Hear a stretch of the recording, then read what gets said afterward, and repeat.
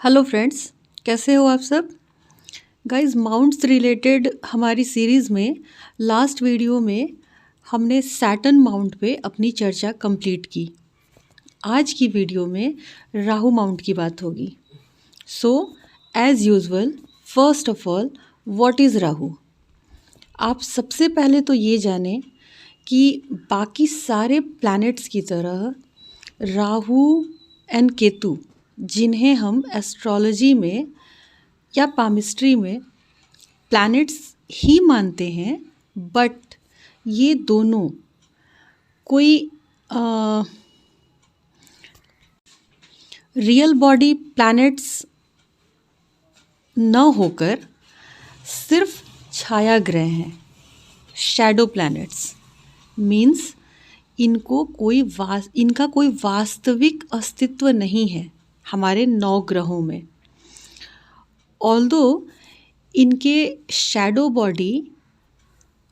जो shadow body है वो हमारे अर्थ, प्लैनेट, यूनिवर्स एंड हमारे लाइव्स पे मेजरली इम्पैक्ट डालती है। ज्योतिष शास्त्र में तो हमारे पुनर्जन्म, रीबर्थ का कारण ही राहु को और हमारे मोक्ष का कारण केतु को मानते हैं। तो इनके प्रभाव को तो बिल्कुल भी इग्नोर नहीं कर सकते। इसलिए हम इन दोनों प्लैनेट्स की भी डिटेल्ड डिटेल्ड डिस्क्राइब करेंगे।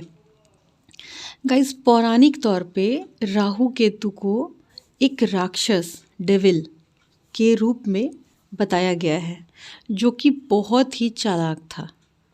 कहा जाता है कि जब पृथ्वी पे जीवन की उत्पत्ति का शुरुआती दौर था, उस समय समुद्र मंथन की जब नौबत आई तो बहुत सारी कीमती चीज़ों के साथ समुद्र से अमृत भी निकला।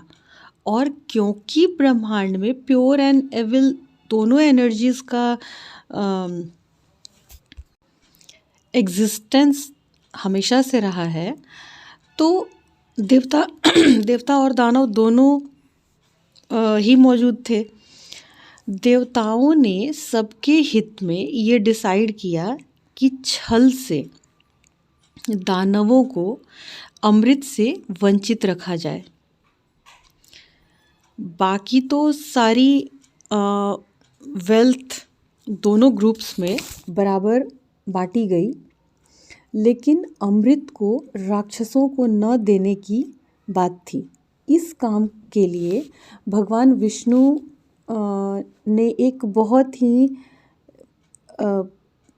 मोहिनी लेडी का रूप लेकर इस काम को अंजाम दिया। लेकिन राहु को डाउट हो गया और वो भी वेश बदलकर देवताओं के रूप में उनके ही ग्रुप में जाकर बैठ गया। बाय मिस्टेक सर्व तो हो चुका अमृत राहु को भी, लेकिन प्लैनेट मून, जिसे चंद्रदेव कहते हैं, को पता चल गया और उन्होंने भगवान विष्णु को बताया। तो अपने सुदर्शन चक्र को विष्णु ने छोड़ा राहु को मारने के लिए। बट राहु तो फिर राहु है, उसने बिना किसी डिले के वो अमृत पान कर लिया, जिससे कि सुदर्शन चक्र से उसका जो हेड है उसकी बॉडी से अलग हो जाने के बाद भी वो अलग अलग 2 बॉडीज़ के रूप में जीवित रहा। तो उस सिर वाले पार्ट को राहु एंड धड़ वाले पार्ट को केतु कहा गया। आज हम बात करेंगे स्पेशली राहु की। गाइज, एक ही एंटिटी के 2 पार्ट हो जाने पे भी ये दोनों एक दूसरे से बहुत डिफरेंट रोल प्ले करते हैं। ऐसा कहा जाता है कि अधूरे होने की वजह से ये दोनों ही एक भटकाव की स्थिति में हैं और इनका हमारे जीवन पे प्रभाव भी ये ही होता है कि ये हमें इल्यूज़न देते हैं। राहु के पास माइंड तो बहुत शार्प है, लेकिन बिना बॉडी के वो फुलफ़िल नहीं फ़ील करता, इसलिए फिज़िकल एंड मटेरियल डिज़ायर्स इसके लिमिटलेस होते हैं। वहीं केतु के पास दिमाग नहीं है, तो वो अपनी सोल कैपेबिलिटीज़ को कोई स्पेसिफिक डायरेक्शन नहीं दे पाता और एक भटकाव की स्थिति में रहता है। हालांकि राहु इस कलयुग का देवता कहा जाता है, तो जितनी भी एडवांस टेक्नोलॉजीज़ हैं वे सब राहु के प्रभाव में आती हैं।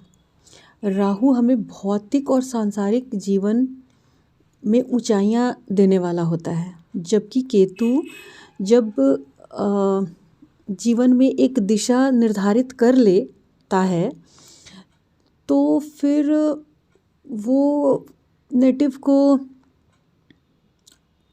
सैल्वेशन तक ले जाने की क्षमता रखता है। एक्चुअली गाइज इसे आप ऐसे समझें कि किसी यूनिवर्सल कह सकते हैं बॉडी की, जैसे प्लैनेट्स होते हैं हमारे या स्टार्स होते हैं, इस तरह की किसी चीज़ का शैडो है राहु और केतु, जो दो ऑपोजिट पार्ट्स में हमें हमारे सोलर सिस्टम में दिखते हैं। अकॉर्डिंग टू एस्ट्रोलॉजी, राहु को सर्वाधिक पाप ग्रह कहा गया और इसके ऑपोजिट बिहेव करने की वजह से केतु को सर्वाधिक शुभ ग्रह की संज्ञा दी गई। अब अगर हम बात करें स्पेशली राहु की, तो राहु है कैपेबिलिटी, सेल्फ कॉन्फिडेंस, हमारा character, behaviour, physical and material world. Means Rahu जब किसी नेटिव को पॉजिटिवली रिजल्ट दे रहा होता है, तो ऐसा पर्सन पुरुषार्थी होता है, एक्टिव रहता है, इनकम के नए नए सोर्सेज ढूंढ लेता है और इनके लिए किसी रॉन्ग वे को में नहीं जाता, उसका बिहेवियर भी अच्छा रहता है। एक्चुअली गाइज राहु को सैटर्न के जैसा और केतु को मार्स के जैसा रिजल्ट देने वाला बताया गया है। हमारे पाम पे मिडिल एरिया में जहाँ मंगल का मैदान वाला पार्ट होता है, उसके जस्ट नीचे वाला एरिया जो नीचे लोअर मून माउंट के सीध में ऊपर से उसके स्टार्टिंग लेवल को अगर एक हॉरिजॉन्टल लाइन की तरह दिखाया जाए, तो जो कि वीनस माउंट की तरफ जाए, वहाँ तक राहु माउंट या एरिया माना जाता है। देन राहु माउंट के बाद केतु माउंट या एरिया होता है। राहु एरिया जहाँ प्लेस्ड होता है पाम पे, हमारे बाकी सारे माउंट्स जब वेल डेवलप्ड हों तो ऑटोमेटिकली थोड़ा बीच वाले पार्ट में एक ढलान बन जाता है कंपैरेटिवली, और ये ही इसका बेस्ट पोजीशन भी होता है। इस सिचुएशन में ये अपना बेस्ट रिज़ल्ट दे रहा होता है राहु माउंट। जब ये एरिया वेल डेवलप्ड दिखाई दे, मीन्स बहुत उठा हुआ, मतलब उठा हुआ सा, तो ऐसे लोगों में डेविलिश टेंडेंसी बहुत ज़्यादा दिखाई देगी। उनका अपने सेंसेस पे, इंद्रियों पे, डिज़ायर्स पे कोई कंट्रोल नहीं होता, ओवर कॉन्फिडेंट हो जाते हैं और गलत कामों में भी लिप्त हो जाते हैं। ऐसे लोगों को किसी तरह का एडिक्शन भी हो सकता है अगर बाकी एस्पेक्ट्स पाम के ऐसे सिचुएशन की ओर इंडिकेट कर रहे हों। वहीं जब ये एरिया अंडर डेवलप्ड हो, बहुत दबा हुआ सा नज़र आए, तो ऐसे लोग सोसाइटी से बहुत कट के रहते हैं, कम्युनिकेट नहीं कर पाते। इन्हें पैसे बनाने के तरीक़ों का भी नॉलेज नहीं होता, लेज़ी होते हैं और धूर्त भी होते हैं, गलत कामों में भी जल्दी लिप्त हो जाते हैं अपना उल्लू सीधा करने के लिए, या कहो कि सही गलत का ज्ञान नहीं रखते ऐसे लोग। किसी भी और माउंट की तरह राहु माउंट या एरिया भी बैलेंस्ड सिचुएशन में ही अच्छे रिज़ल्ट देता है। राहु माउंट अगर थोड़ा मांसल हो, उस पे नसें भी दिखाई दें, तो ये अच्छी स्थिति कही जाती है। और ये वहीं अगर ये पार्ट बहुत ही दबा हुआ सा, सूखा, पतला सा नज़र आए, तो ये फिर अंडर डेवलप्ड होने की तरफ इशारा करता है और ये फिर राहु के नेगेटिव इफ़ेक्ट्स की ओर इशारा करता है। फ्रेंड्स, शैडो प्लैनेट होने के कारण राहु केतु जिन प्लैनेट्स के प्रभाव में होते हैं उनके ही जैसा बिहेव करते हैं और उनके प्रभाव को ही बढ़ा देते हैं। तो हमारे पाम पे भी हमारा थंब और सारी चीज़ें अगर strong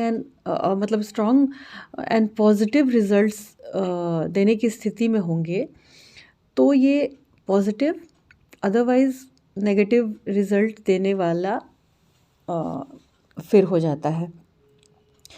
for example, over developed Rahu mount वाले पाम पे मून माउंट या मार्स माउंट वीक और नेगेटिव पोजीशन में हो, तो नेटिव कई बार पागलपन वाली अवस्था में देखा जा सकता है। मूडीनेस। राहु को जुपिटर कंट्रोल करता है, तो जुपिटर माउंट का अच्छे पोजीशन में होना ज़रूरी है राहु के बेस्ट रिज़ल्ट के लिए। ऐसे लोग व्यवहारिक और धार्मिक होते हैं। राहु के साथ सन माउंट भी वेल डेवलप्ड हो तो नेटिव कॉन्फिडेंट और कर्मठ होता है। मून के साथ ये कंजंक्शन नेटिव में इमोशंस एंड क्रिएटिविटी को बढ़ाता है, सक्सेसफुल बिजनेसमैन बनाता है। हालांकि मानसिक चंचलता तो लाता है। Mars and Rahu well developed हो तो native courageous, risk taker and active होता है, बट उसके स्वभाव में एग्रेशन भी दिखाई देगा। मर्क्यूरी के साथ ये कॉम्बिनेशन नेटिव को रिसर्च एंड बिजनेस फील्ड में तीक्ष्ण बुद्धि वाला बनाता है। Venus and Rahu well developed हो पोजीशन में हो तो ये मटीरियलिस्टिक पॉइंट ऑफ व्यू से तो अच्छा है, ऐसे लोग लग्जरियस और ग्लैमरस लाइफ जीते हैं, लाइमलाइट में रहना पसंद करते हैं। सेलिब्रिटीज़ के पाम या बर्थ चार्ट में ऐसे कॉम्बिनेशन देखे जाते हैं, बट कई बार ये चारित्रिक दृष्टिकोण से नेटिव को कमज़ोर करता है, या फिज़िकली भी पॉसिबल है कि वो ऐसी शारीरिक बीमारियों को फेस करे जो सुख भोग के कारण होती हैं, जैसे डायबिटीज़, ओबेसिटी, या किसी तरह का यौन रोग वगैरह। सैटर्न एंड राहु का ऐसा कॉम्बिनेशन नेटिव को स्पिरिचुअलिटी की तरफ मोड़ता है। केतु एंड राहु जब वेल डेवलप्ड होते हैं तो सांसारिकता और आध्यात्म में बैलेंस बनाते हैं। केतु माउंट की डिटेल्ड डिस्कशन मैं दूसरे वीडियो में करूँगी गाइस। यहाँ बस आप ये जानें कि केतु माउंट का वेल डेवलप्ड हम तब मानते हैं जब वो मून माउंट से बस थोड़ा ही कम उन्नत हो। हमारे पाम में एनर्जी का फ्लो हमारे ब्रेसलेट लाइंस से ऊपर फिंगर्स की ओर और फिंगर्स से नीचे ब्रेसलेट लाइंस की तरफ होता है। मीन्स ऊपर से नीचे की तरफ होता है, नीचे से ऊपर की तरफ ऐसे होता है। तो अच्छी स्थिति इन दोनों माउंट की तब मानी जाती है जब केतु से राहु की तरफ आते हुए पाम पे ढलान हो। पाम में पानी लेने से पानी राहु माउंट पे रुकना चाहिए, लेकिन ध्यान रहे ये गड्ढे जैसी स्थिति बाकी के माउंट्स के उभार से बना हो, न कि राहु के दबे होने से। अदरवाइज फिर वो अंडर डेवलप्ड राहु को इंडिकेट करेगा, which will cause negative results of Rahu. यहाँ एक बात ये भी है कि ओवर डेवलप्ड राहु नेटिव को जेनरस और दानी प्रवृत्ति का बनाता है।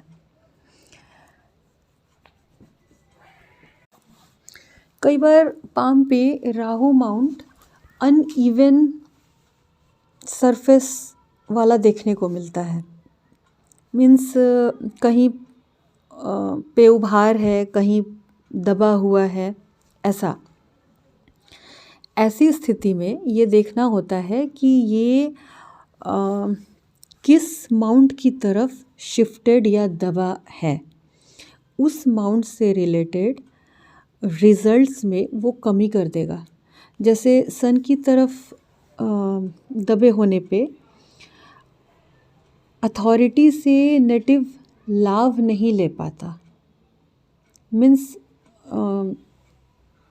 अपयश का सामना करना पड़ सकता है या बनती नहीं अथॉरिटी वाले लोगों से। मून के तरफ ऐसी स्थिति मानसिक अस्थिरता देती है, और पॉजिटिव मार्स की तरफ ओवर कॉन्फिडेंस में नेटिव रिस्क लेके अपना नुकसान कर लेता है। नेगेटिव मार्स की तरफ बैड हेल्थ, मर्क्यूरी की तरफ वो फिर बेईमान, धूर्त या रॉन्ग डिसीजन मेकर बना देता है।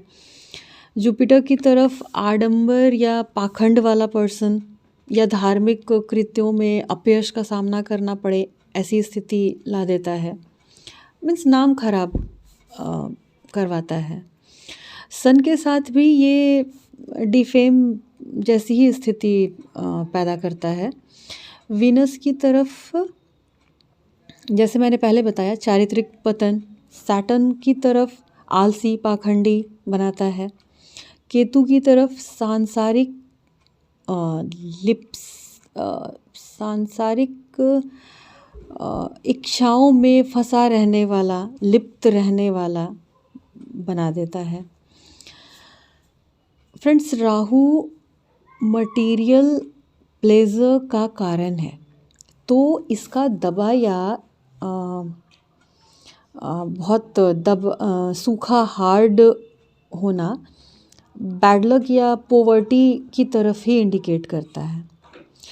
आपको पता ही है कि इस राहु एरिया से ही हमारा लक लाइन जाता है पाम पे। तो जिस पाम पे राहु माउंट या एरिया अच्छे पोजीशन में ना हो, उन हाथों में अच्छी लक लाइन भी कुछ खास काम नहीं कर पाती। तो राहु का हमारे भौतिक सुखों के दृष्टिकोण से बहुत इम्पोर्टेंस है। इस पे good signs like square, triangle etcetera, इसके पॉजिटिवनेस को, and bad signs like cross, dot, island या Rahu lines means horizontal lines, जो कि लक लाइन को काटें, अच्छी नहीं मानी जाती। ये लाइफ में ऑब्स्टेकल्स को इंडिकेट करती हैं। गाइज, यहाँ एक आपने गौर किया होगा, एक नया टर्म यूज़ हुआ, राहु लाइंस या रेखाएं। इसे थोड़ा समझ लेना ज़रूरी है। एक्चुअली राहु रेखाएं उन हॉरिजॉन्टल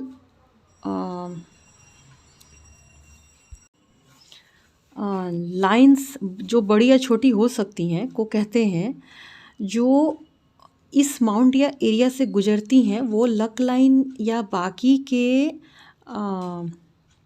लाइंस जैसे life line, mind line, heart और हेल्थ लाइन, मर्क्यूरी लाइन या इवन सन और मैरिज लाइन को भी काट सकती हैं।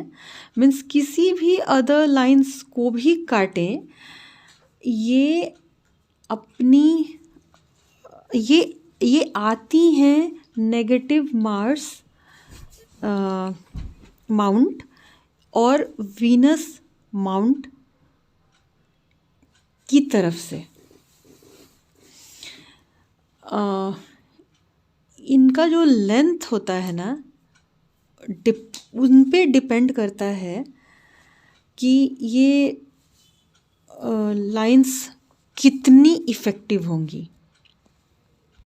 तो इनकी लंबाई और जो हमारा एज काउंटिंग का जो मेथड होता है, उसके आधार पे हम ये जान पाते हैं कि ये किस एज में और कितने समय के लिए ये हमें प्रभावित करेंगी।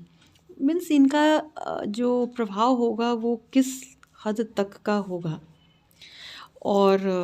और हमारे लाइफ के किन फील्ड्स को ये प्रभावित करेंगी। ये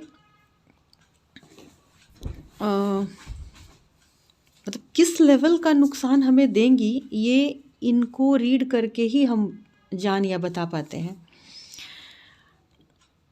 खैर, अभी आपको उतना डीप जाने की ज़रूरत नहीं है। हम अभी राहु माउंट, और क्योंकि ये टर्म बीच में आया इसलिए हम राहु लाइंस की चर्चा कर रहे हैं। Guys, Rahu lines are always negative sign. ये लॉसेस या बाधाओं को ही बताती हैं। तो ये था फ्रेंड्स मेरा राहु माउंट के ऊपर वीडियो। उम्मीद है आपको इन्फॉर्मेटिव लगा होगा। अगर लगा तो please like share and subscribe my channel अगर आप नए हो।